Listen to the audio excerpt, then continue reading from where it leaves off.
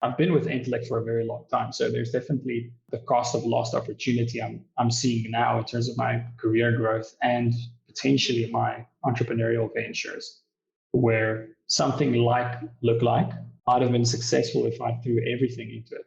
If it were a do or die situation, might have been a great success.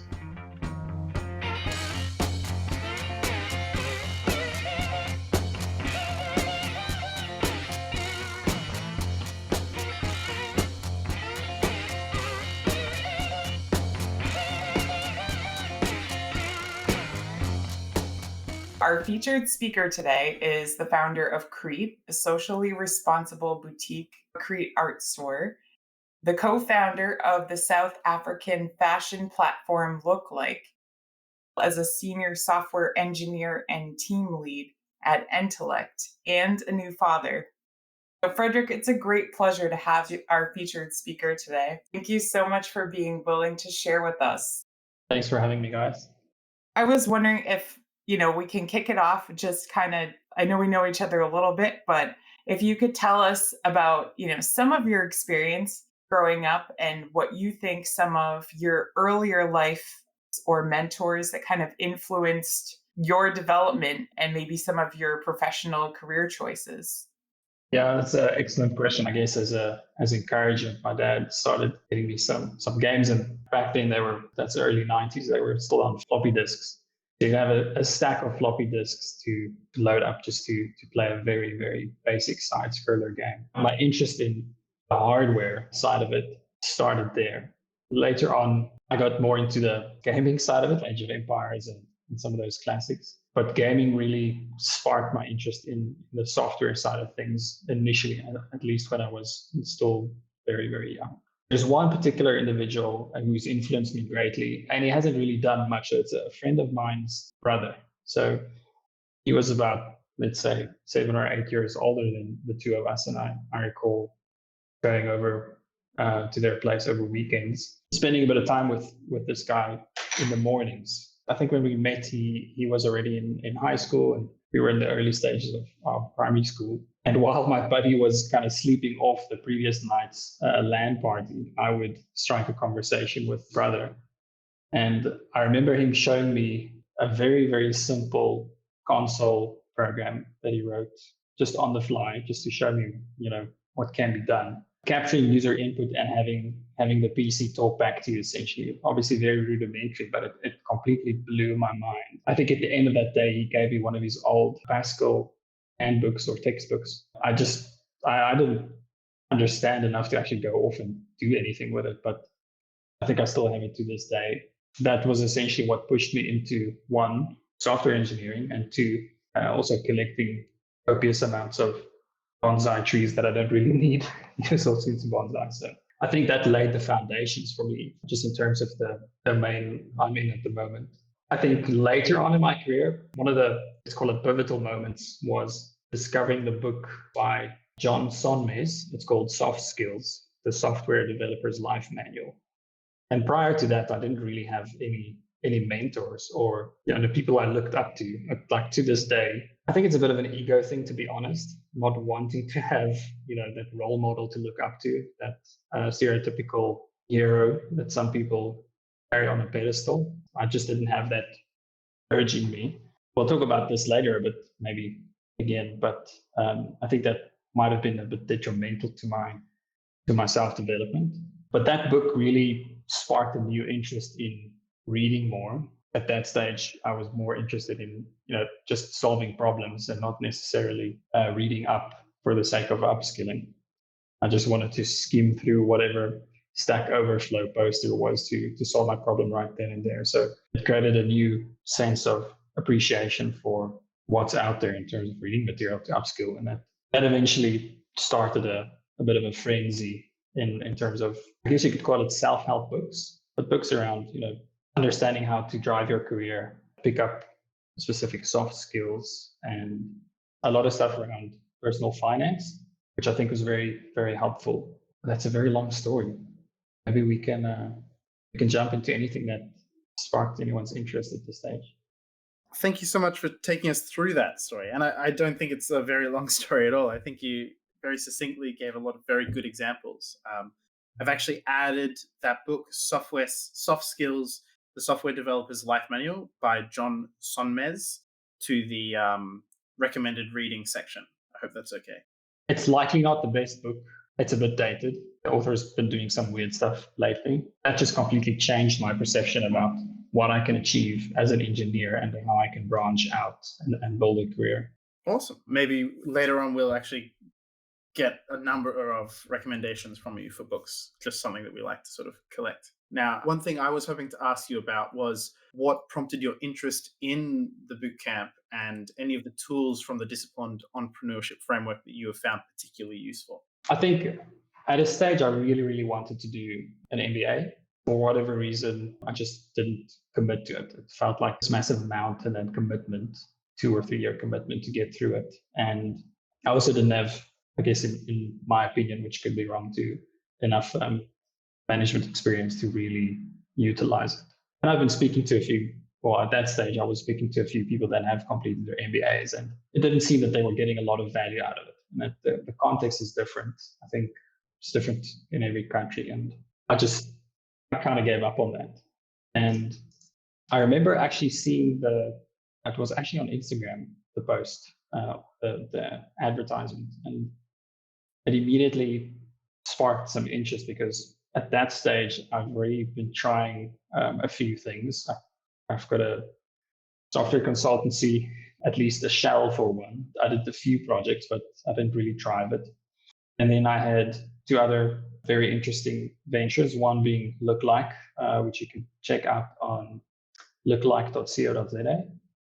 And prior to that, I had bodyx.co.za, which is a similar revenue model, trying to build a community platform, essentially capture revenue through voting for best transformation or coolest outfit. So I was really interested in understanding how to scale a business and just how to run a startup end to end. It was just too good to be true. Coming from MIT, it had to be legit, right? So it definitely carried a lot of weight. It was quite a commitment financially. Obviously, all of you know that it's quite pricey to participate, especially if you have a terrible currency. But it definitely seemed to fill that need for understanding how to spin off a new venture and run it in a disciplined approach and not just winging it. I'll probably get more to winging it a bit later, but yeah, I think that's how I got to it. And I think some of the tools, like we mentioned earlier, it's definitely a framework, but in many ways, you can use some of the principles as just tools. One thing that really stood out for me was value-based pricing versus cost-based pricing. And I think to this day, I still get astounded by the cost of business, things you don't consider when you're actually working on your pricing. But I also sold coffee for a while. Terrible, terrible mistake. Very, very low margin. And I learned the hard way that low margins are terrible for startup ideas, at least if you're not going to go the funding route, if you want to bootstrap. Very quickly understand that you will need to sell thousands of units or hours if you want to grow your business. You might be making a profit, but that profit isn't enough to actually put back into the business and grow it. So with Kreet, if you're going to do your currency conversions, if you go to kreet.co.za, so that's Kreet.co.za, sorry, .co.za is a South African thing to say. You'll see that it's fairly steep prices for little tiny dog sculptures or whatever you might be interested in, skulls and whatnot. But the only real way you can scale your venture is to make sure that the margins are really, really high, especially if you're bootstrapping. That's where it comes to that value-based versus cost-based pricing. And you miss out, you leave a lot of value on the table if you're just going to smack 10% or 20% on your cost versus understanding what the end client values and what you're selling to them from an experience perspective or a feeling perspective. So this is very easy to understand when you're selling art, because arguably I could make a lot of these sculptures, even the once-off items that are like fairly high priced. They don't take that much time or material or money to make, but they're unique. And there are people that really enjoy those pieces in their spaces. It's like that with any art. To a degree, that the price becomes subjective. Now there are a few things you can pull in to make it objective, to understand the input and the costs in terms of time or whatnot. But ultimately, I think for most things that aren't commodities, the value-based pricing approach is what you need to do when you get into it. Otherwise, you won't have enough profitable capital to reinvest and grow the venture. And even now, I'm struggling to make enough sales to really grow the business and employ people full time and all that. So it's moving slowly, even though the margins are so high, because the cost of business is just way higher than people usually think if you start pulling in everything. Maybe I should segue into Pavel's question. Thank you. Yes, I wanted to ask what's the largest challenge you're facing in scaling your new business right now, in terms of what you're doing day to day, and what you feel is the challenge that faces you in the sort of near future. I like that question because I'm currently struggling with that quite a lot. So maybe just a bit of a backstory about where Kreet came from. And this is kind of my latest distraction. I've had a few. Most of them have failed, at least as ventures, not necessarily as learning instruments. Kreet started in my garage. I just wanted to make a little concrete dog for myself because I love the texture and the feeling of cold concrete objects. So I set out on this mission to make a few of these, and I got into 3D printing and silicon molding and all kinds of stuff, and eventually had a handful of these little dogs. And there was some interest, and got some of them sold at a local art store, and it kind of grew from there with the website and all that jazz. So this has been operating out of my garage. And as this thing grew, and as I got annoyed with the scale of orders, I couldn't get to everything because I still have a the regular corporate day job. So 85 in meetings nonstop, or cleaning up after people, or trying to convince people to do things a certain way. It is very, very taxing. So I got a guy to essentially come work in my garage a few days a week. And I live in a complex, like a security complex, and it's sectional title, which means you have limited rights to what you can do on your property. And one of the things you're not allowed to do is run a business like this, unless you're just an office worker or use a PC and a phone for the most part. But I had delivery trucks dropping off cement and supplies, and I had couriers coming in and out to pick things up. And that was a big mess. Literally, I think a month ago, I got a little notice that I had to immediately stop what I was doing. So the first challenge for me was just getting the thing out of my house. And I think I was forced to do that rather than doing it when I should have, probably months ago. And I think if you just think about that move, there are obviously physical challenges doing the work that needs to be done when you're not able to do it, when you're sitting in your chair while you need to get other people organized to go and execute on the move out of the garage. One thing that really helped a lot in that growth pain was having a reliable partner to just do the work that's necessary. So I have a friend and business colleague in the venture, and he does a lot of the design work. He's an architect, and he's pretty handy with 3D modeling. So he's a bit of a creative genius, to be honest, but also a typical creative. So needs a lot of direction. So with that move, I needed to make it very clear what we wanted to achieve, and what does good enough look like to just get the job done. And we eventually moved out of the garage into someone's backyard container. So for some reason, these guys had an empty container in their backyard, and we're renting that space from them as a mini factory, which is working out well so far. But scaling physical products is really difficult. And the one thing I'm still very afraid of is understanding supply and demand and stock management. There's so many businesses that this is a funny thing that happens when they run out of money for whatever reason and they go into liquidation. They have to sell all their stock on the shelves. By the time they close shop completely and they've sold it, they have millions in their accounts, and they're like, why were we bankrupt? We've got millions in the bank account because that's stock sitting there doing nothing. So For me, it costs a lot of labor and material inputs to make something. So everything's on demand, but it's not the way to go when you want to scale. I need to find the microeconomics to understand what I need to have on the shelves to meet demand. Then there's other stuff like building out your team and systematically handing over the stuff that you're not that great with. One thing is like copywriting and marketing. I'm not great with it. I don't have time for it. I need to find someone. And understanding that equity at this stage doesn't mean anything if the business isn't worth something. And for it to be successful, you need to take on the right partners to help you, even if you have a smaller slice of the pie, to make that pie worth something. So that's where I'm at the moment. I could talk for hours about this stuff because it's also obviously affects your work-life balance, and that's, I guess everyone struggles with that stuff. But I feel I get very obsessed with stuff, especially when I'm creatively engaged, and I do get into a fair bit of trouble at home, especially with the newborn in the house, to getting preoccupied with the side business.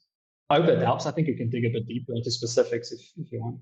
I can only imagine having a newborn in the equation is challenging at points, but you make it look pretty seamless. I really appreciate you sharing some of the challenges that you've encountered. And when you started talking about marketing, it kind of made me think. I really liked what you said about taking away the value-based pricing from the boot camp program. I 100% identify with that.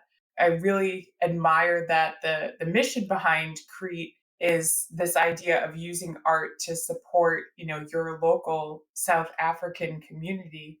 And I was wondering if you could talk a little bit more about, some of the challenges to keep that mission strong, as you're doing this scaling, as you're trying to make it a sustainable business. Because I can definitely see that while that would evoke me to want to buy from you, and that feeds into that value-based pricing, it's also probably a challenge to make sure that you're staying true to that as you're scaling. Yeah, 100%. And that's something I do struggle with. My intention was to actually, initially when I launched this thing, was to just fund my hobby and all profits go to gift of the givers, which was very naive on my behalf, because if I did that, there's no room for me to actually grow it to make an even bigger impact. One of the questions you asked also, and maybe this is a good way to get into that, is one of the things I've had to pivot on, which I still feel guilty about, but it's like you have to look at it at the longer term impact, is not doing it, not sacrificing all profits to that organization. And initially when I thought, profits, I was pretty straightforward about it. That's every cent I make minus what it costs me to make. It doesn't involve, building new products or procuring new equipment or using professional services to help the brand grow or anything like that. And that was really difficult for me to just place in my mind. And the one thing I did was employ this. I've employed two guys part-time on two separate, occasions over the course of the year. As one student that is essentially on a government subsidy to study computer science, but as a family, they don't have the means to actually pay for university. So I decided to help him by essentially just having him work for me every few days. And more recently, decided to offer a more permanent contract to another guy after the student had to go back to his studies. And that for me, I think, makes a bigger impact if you can focus your value on a single person and be okay with not, being able to contribute thousands to gift of the givers, but in another sense, be able to contribute literally, thousands of rands to an individual to help them out of poverty, because these guys essentially jobless. So after lockdown, the guy that's working for me now moved up to Pretoria in search of work, and he just couldn't find anything. And I met him through my barber, funny enough. I feel like it's a lot more impactful to focus your efforts on the individual, at least for now, and it's, a mutually beneficial relationship. That's really good to hear. And I do appreciate that concept of being able to focus sort of your, as you say, your value quite clearly. I think that's something that a lot of people, myself included, could benefit from as a concept and sort of hopefully integrate with what we're working on. I was hoping to ask you a little bit about lookalike. The concept seems pretty intriguing to me. Can you talk about what the idea is and how it was born and how it's developed? Yeah, sure. I think, maybe as a disclaimer, the project has been mothballed, and for a few reasons, but they're all quite lame reasons, and you guys will understand why. It kind of fizzled. So conceptually, it's a community-based platform.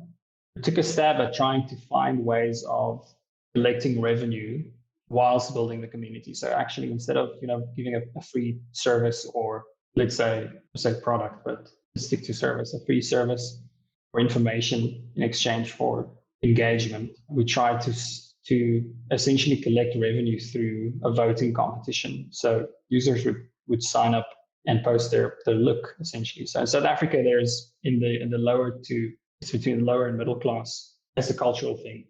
People are really, really, I wouldn't say obsessed, but they have really good taste and are really excited and passionate about the fashion industry and their appearances. And there might be some bad reasons for that too.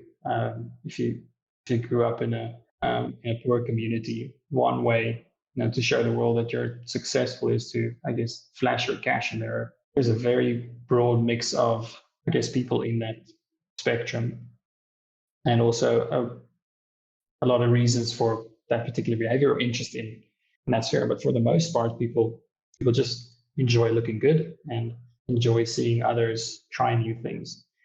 So we use this as the catalyst for generating some revenue and seeing where it goes, and potentially expanding that into e-cars. I think we did make a decent traction. So we got about 6,000 people on the platform.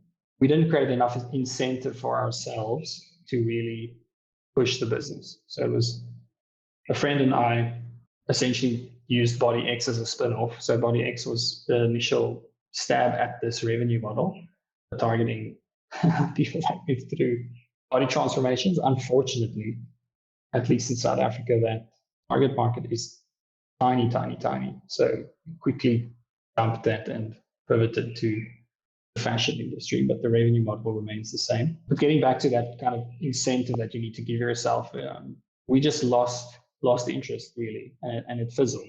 And that's one of my biggest weak points is I think I'm a good starter, but a very poor finisher. I think the venture just fizzled out. It's mothballed, so we'll likely be able to spin it up again. What I really enjoyed out of that experience is getting to know the really technical bits and bobs behind social media marketing and what the different platforms provide in terms of finding your audience. That was at a stage where we could very predictably calculate how many entrants we would get to sign up and how many votes per month we can expect if we spent X on our marketing budget. So that taught me a bit about that cost of customer acquisition, understanding lifetime value to help you make predictions, and linking lifetime value to certain clients. So we started collecting a lot of information. So 6,000 isn't a lot, but it's enough to make some really powerful moves when you look into what Facebook and those other platforms give you in terms of lookalike marketing. So not to be confused with lookalike, which is the company, and lookalike, which is a audience type when you start looking at automated marketing on Facebook, where you essentially give them a customer list with every customer's LTV attached to it and their email address, and they'll go find people that are similar to go and market to, that have a higher likelihood of converting. So I learned quite a bit about marketing from a technical perspective in that venture, although the venture didn't amount to much, and it might still happen one day. But for now, it's one of those fizzled projects. I think we can all relate to the waffling and fizzling you're talking about, and I really appreciate you being so open about that and bringing that up. I mean, it sounds like you took away some really good lessons about customer acquisition, data analysis, market fit. Really finding your beachhead market. So it sounds like even just in that brief time that you did it, it was worth your while, and I'll be really interested to hear how it evolves if you do decide to go back to it.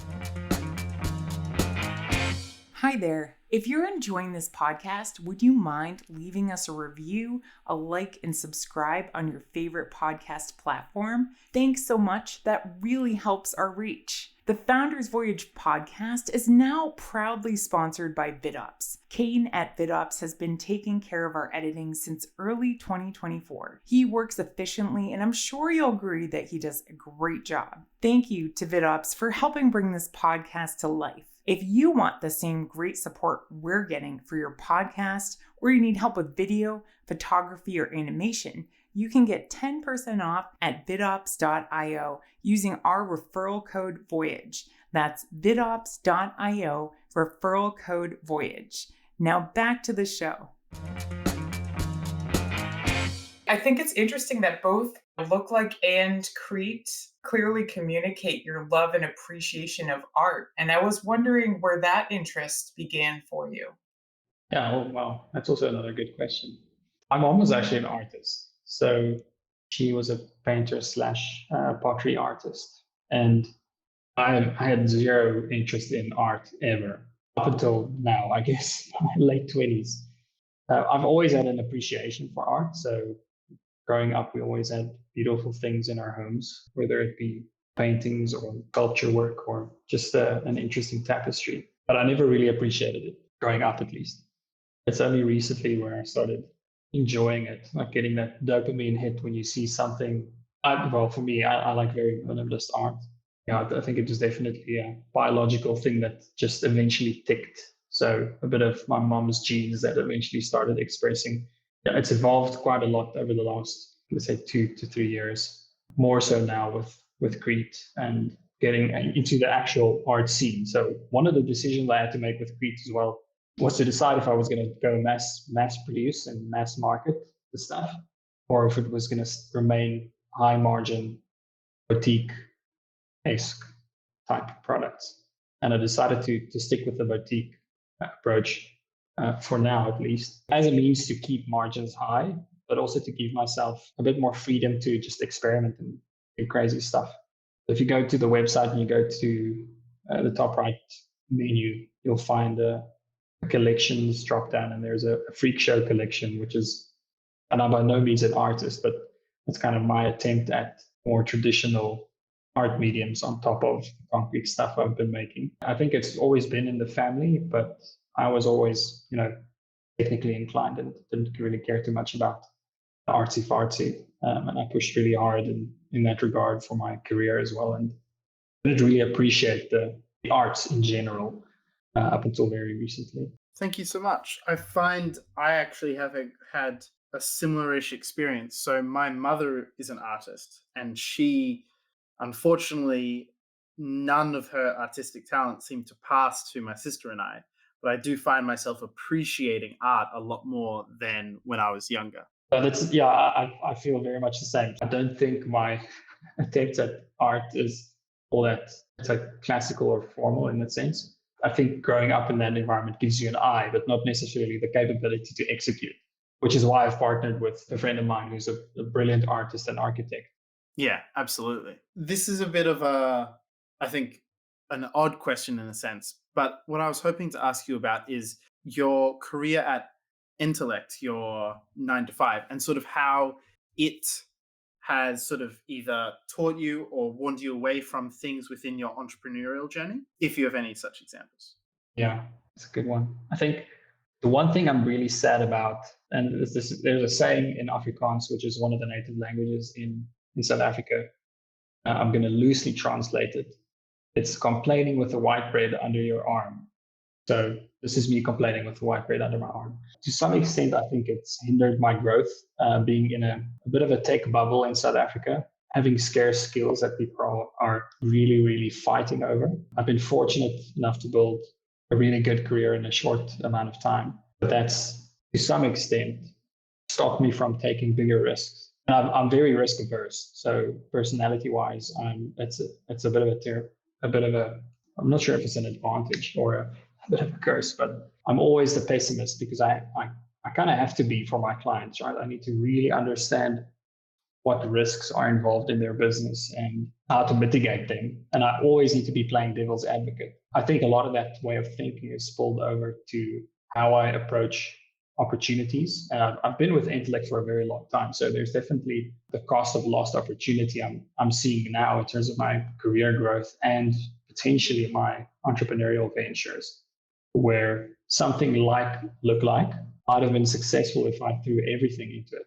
If it were a do or die situation, might have been a great success. Might have forced me to go out and search for partners to help make it a successful venture, or I would have put in those extra hours because if I didn't make it successful, I wouldn't have food on the table.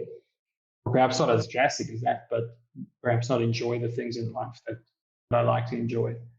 So I've clinged on to that corporate life quite heavily and been trying to live a bit of a dualistic life, and they are in conflict. Like I mentioned earlier, the day we moved out of the garage, I had to sit in meetings and coordinate a big software team while my partner was kind of coordinating packing of steel racks, equipment and supplies and shoving it into a container. So I think that paints it fairly well. I've been really, really blessed to have a good career in Intellect, and they really take care of their people. And I'm not sure if it's kind of blind ambition or potentially something that the guys see in my abilities, or at least my attitude towards the business and growing within the business. But I've been very privileged to be sent on countless leadership training sessions, and I've spent hours and hours talking with these leaders in Intellect, the senior executives, getting a one-on-one coaching on a variety of topics, from commercials when it comes to running software services, all the way to dealing with super tragic people problems in your team and how to grow people. So I think I've still benefited greatly from it, and I think there will be an inflection point somewhere where these skills start to align, and I'll feel a bit more useful in combining them in a space where I can really use all of that experience I've built up in my corporate career, at least. I can definitely imagine many ways in which your skill sets could align, and they probably already have, even in ways that others who are close to you can see. Sometimes I think that's a hard thing to recognize those themes about yourself. But, clearly you're a very busy and engaged person. And I know you touched on it a little bit, but I was wondering how you see work-life balance and how you really do balance everything you're passionate about. Yeah, good question. I don't. It's really bad. Actually, it's something I need to work on. So I struggle with creating silos or barriers between different segments of my life. And at the moment, I see it split up into 3 sections. So there's day job, the side hustle, and then family. I used to have a hobby too, but now it became a bit of a venture. But I think my bonsai trees have been neglected. So if you think about, or if you talk about balance, at stages that there is no balance. For me, it's a bit like a sine wave, and I get these periods of obsession. And a lot of people talk about passion and caring about something. Like, it's way more primal for me. I get obsessed if something's on my mental to-do list. I have to go and do it. Like, scratches my brain until it's completed. So that's definitely something I'm struggling with. If there's some time after the chat, I'd love to hear what other people are doing in this regard, to keep a good separation of concern, I guess, and to make sure you spend not just quantity time with your family, but also quality being present. There's quite a lot I've seen lately, at least in the South African entrepreneur scene, about finding that balance and being present and not sacrificing yourself and your family to your business, because it can happen very, very easily, especially if you have a bit of an obsession with what you're busy with. I can definitely understand the sort of passion perspective. I always find when I'm feeling passionate about something, I can dedicate insane amounts of hours to something. And if I'm not particularly feeling passionate about something, I find it a lot more difficult to sort of dedicate the time necessary to make it grow. Yeah, and I think it boils down to discipline, right? And Absolutely. if I'm 100% honest with myself, it's definitely just a lack of discipline, not only in seeing things through, like I mentioned earlier.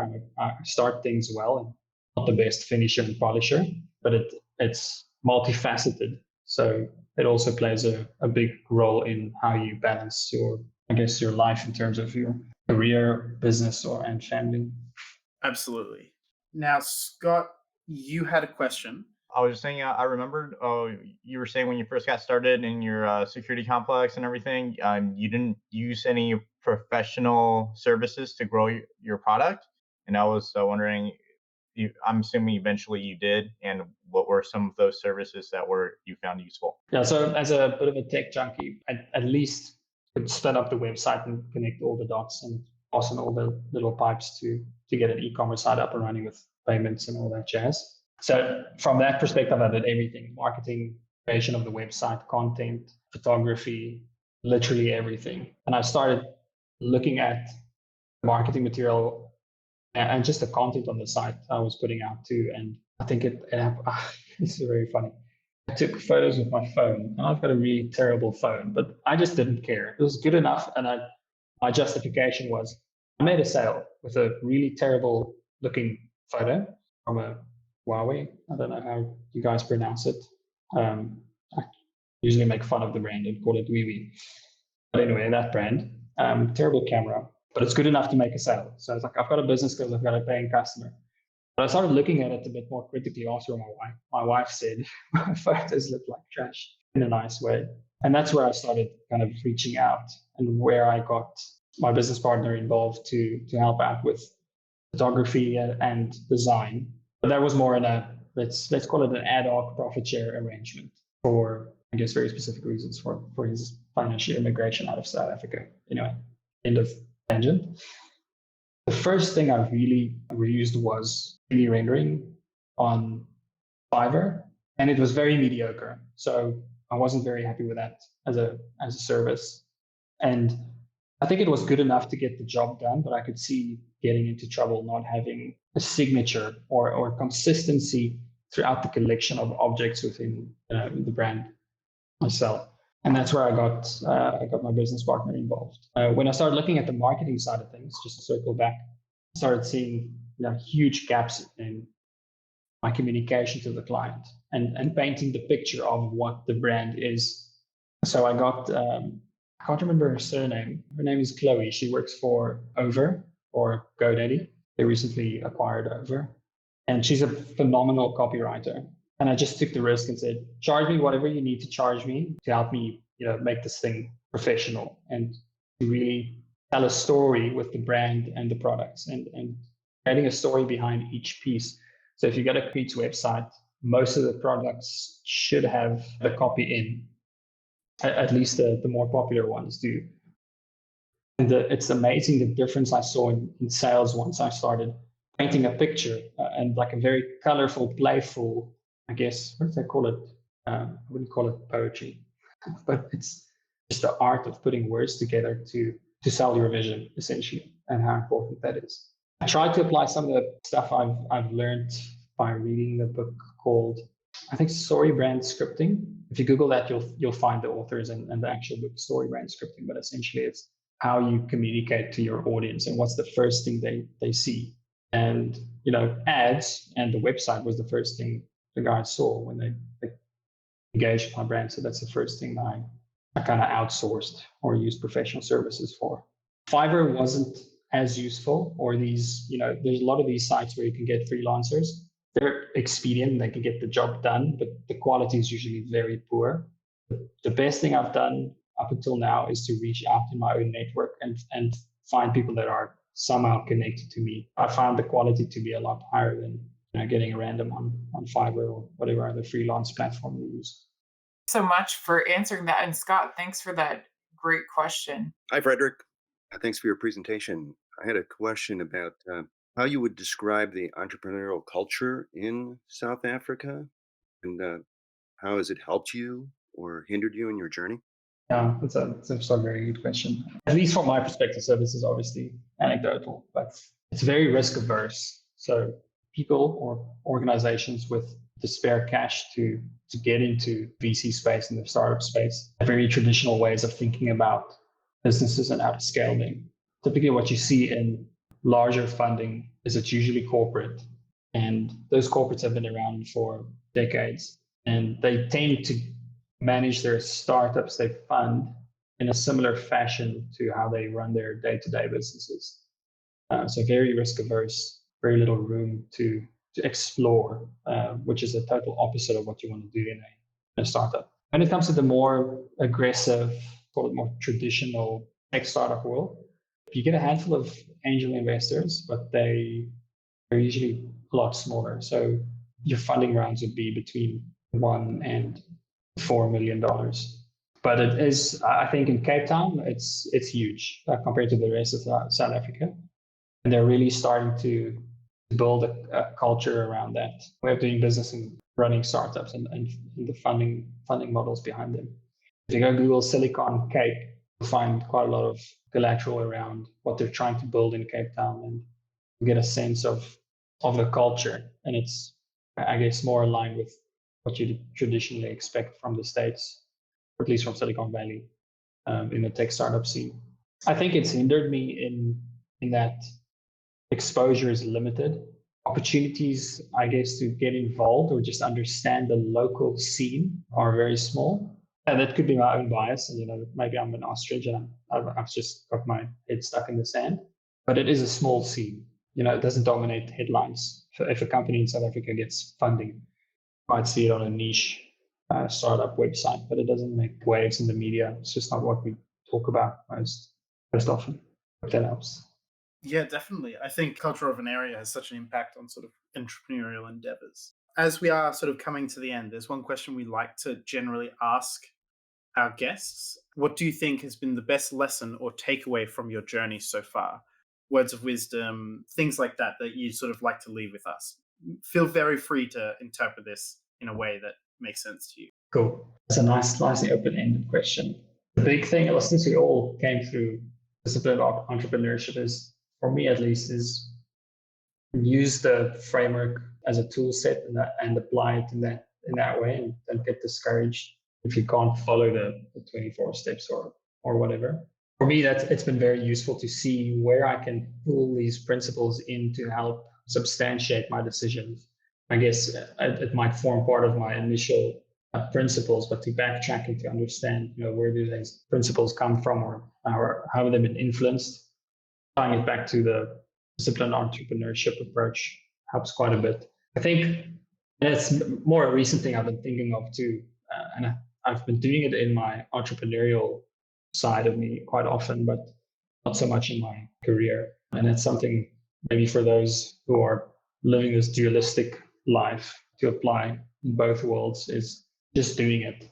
Bill always likes to say, if you've got a paying customer, you've got a business. Niches and target market aside, just understanding that if you just do something and get out there and start something, you're more likely to end up making a sale or closing a deal than waiting for everything to align, or waiting for the perfect business partner or the perfect ad copy before you run your ad. And that's why I was saying earlier to Nancy, I wing a lot of stuff. I make a lot of mistakes too. But I think the one thing that's kept me engaged, even remotely interested in either my career or side ventures, is just doing something, even though I know it's not as good as it should be, but it's something, and I can iterate. That iterative mindset, for me at least, is very, very important, and not waiting for the right time or the right person or opportunity to arrive, and just going out and making do with what you have to make a sale. I mean, I feel like that was more than one lesson, but I'll take them all. It was, sorry. no need to apologize at all. As Spencer says, we really like a good waffle. So I find sometimes when you just let people run through their thoughts naturally, sometimes you find those nuggets of wisdom. So I also additionally would invite you, if you do have any books that you recommend. We have had many people share some of those, either that you're presently reading or that you've read in the past. We'll always take those recommendations too. Oh yeah, definitely. I've got a list here I can share with you. There's actually a recommended reading channel too that you could drop it in, or you can put it in the questions and discussion channel and we'll paste it there. Cool. Yeah, I'll definitely share a few then. Thank you so much for taking so much time with us today and for, discussing both, your points of victory and some of your points of struggle. It's really clear that you have an amazing road ahead, and we look forward to hearing more about it. Thank you so much for the kind words, Nancy, and thanks everyone for spending the time with us. And thank you everyone for joining today and for your contributions. We really appreciate it. Thank you so much, everyone. Enjoy the weekend, guys. Thanks again.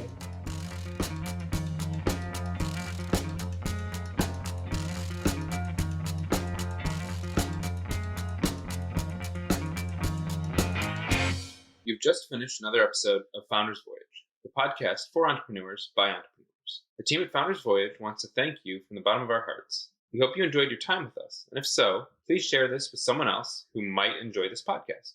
You can also support us by leaving a review on Apple Podcasts and Spotify, and by donating to our Patreon. Outro music today is Something for Nothing by Reverend Peyton's Big Damn Band.